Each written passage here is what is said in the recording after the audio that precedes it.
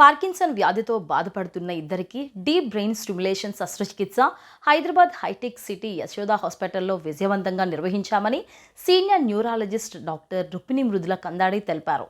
హుజూరాబాద్కు చెందిన అశోక్ రెడ్డి, కాజీపేటకు చెందిన సంగీత ప్రస్తుతం ఆరోగ్యంగా ఉన్నారని పేర్కొన్నారు. పార్కిన్సన్ వ్యాధి జీవితాంతం ఉండే న్యూరో డీజెనరేటివ్ సమస్యగా ప్రతి 1,00,000 జనాభాలో 42 నుండి 60 మందికి కనిపిస్తుందని చెప్పారు.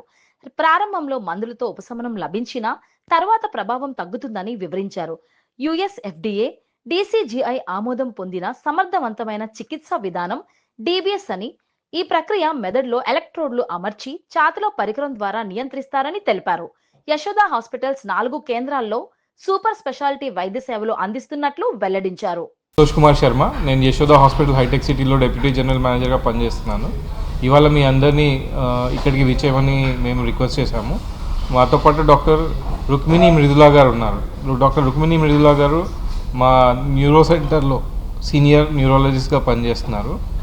స్పెషల్గా పార్కిన్సన్స్ డిసీజ్ ఇంకా డీప్ బ్రెయిన్ స్టిమ్యులేషన్ అనే కొత్త ట్రీట్మెంట్ గురించి మీతోటి మాట్లాడడానికి వచ్చారు. I request doctor Rukmini madam to.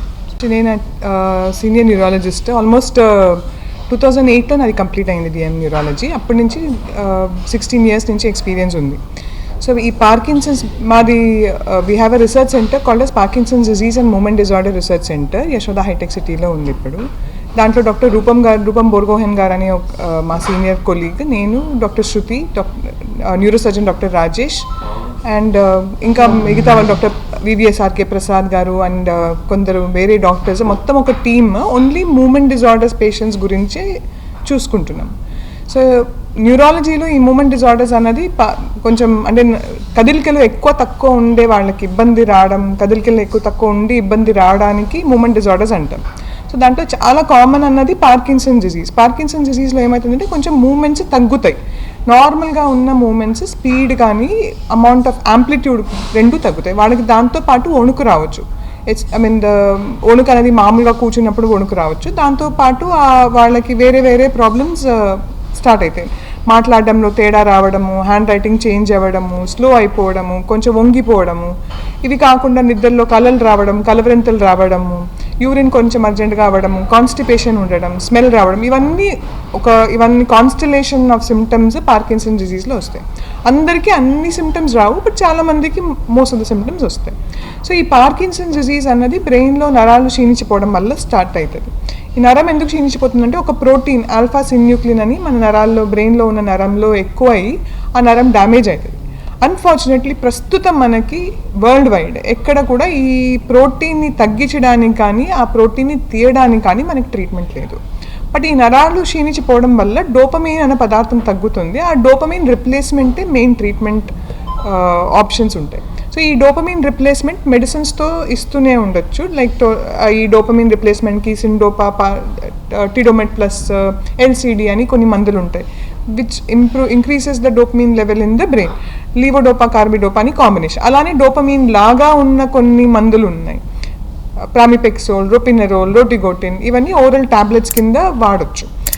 Initial స్టేజ్లో పార్కిన్సన్ డిజీజ్లో స్టార్ట్ అయినప్పుడు ఈ మందులు బాగా పనిచేస్తాయి. అది కాకుండా కొన్ని మందులు డోపమైన్ బ్రేక్ డౌన్ని తగ్గించడానికి కొన్ని మందులు ఉన్నాయి. సో ఇవన్నీ మందులు combination initial Parkinson disease start అయినప్పుడు బాగా పనిచేస్తాయి. పేషెంట్స్కి డోపమైన్ అందంగానే వాళ్ళకి సిమ్టమ్స్ అన్నీ తగ్గిపోతాయి. స్లోనెస్ తగ్గుతుంది, స్టిఫ్నెస్ తగ్గుతుంది, మాట్లాడడం బెటర్ అవుతుంది. బట్ రాను అంటే ఒక 5-6 సంవత్సరాలు అయినాక అడ్వాన్స్ పార్కిన్సన్ డిజీజ్ అంటాం. సో ఈ మందుల ఎఫెక్ట్ తగ్గిపోతుంది. ఈ మందులు కంటిన్యూస్గా 24 గంటలు మనకి ఇప్పుడు ఎకోస్ప్రిన్ కానీ మన షుగర్ ట్యాబ్లెట్లో ఆర్ ఇన్సులిన్లో లాంగ్ యాక్టింగ్ అంటాం. అలా లాంగ్ యాక్టింగ్ మందులు ఓరల్ ట్యాబ్లెట్స్ లేవు. సో ఏమవుతుందంటే అందరికీ మందులు ఒక 3-4 hours పనిచేస్తే మళ్ళీ వాళ్ళు డౌన్ అవుతారు. సో ఒక ఆన్ ఆఫ్ స్విచ్ అని అంటాం, ఆన్ ఆఫ్ ఫినామినా. అంటే వాళ్ళకి మెడిసిన్ వేసుకున్నాగానే వాళ్ళకి ఒక స్విచ్ ఆన్ చేసి వాళ్ళు మామూలుగా మంచిగా మనుషుల్లాగా ఉంటారు. మళ్ళీ ఆ మందుల ఎఫెక్ట్ తగ్గంగానే వాళ్ళకి ఇంకా ఇబ్బందులు ఎక్కువైపోతాయి. ఈ టాబ్లెట్స్ ఎఫెక్ట్ తగ్గంగానే వాళ్ళు డల్ అయిపోవడం, వాళ్ళు నడకలేకపోవడం అలా అవుతాయి. అది కాకుండా కొన్ని మందులు సైడ్ ఎఫెక్ట్స్ స్టార్ట్ అవుతాయి.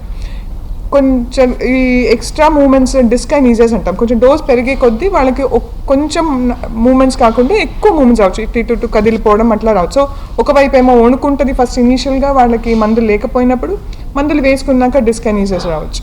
కొన్నిసార్లు సైకాట్రిక్ ప్రాబ్లం, కన్ఫ్యూజన్, పిచ్చి పిచ్చిగా మాట్లాడడం, ఇవన్నీ మందుల సైడ్ ఎఫెక్ట్స్ రావచ్చు. వెయిట్ తగ్గిపోవడం, నీరసం అయిపోవడం, నడక తగ్గిపోవడం, ఆల్మోస్ట్ బెడ్ రిడన్ అయిపోవడం అవుతుంది. సో ఇలా అవ్వకుండా ఉండడానికి అడ్వాన్స్ పార్కిన్సన్స్ డిజీజ్లో వచ్చినప్పుడు కంటిన్యూస్ డోపమినర్జిక్ స్టిమ్యులేషన్ అని మనం ట్రీట్మెంట్ ఇవ్వాలి. అంటే కంటిన్యూస్గా డోపమిన్ ఇవ్వాలి, ఎక్కడ మనకి అవసరం ఉందో బ్రెయిన్లో అక్కడే అందించాలి.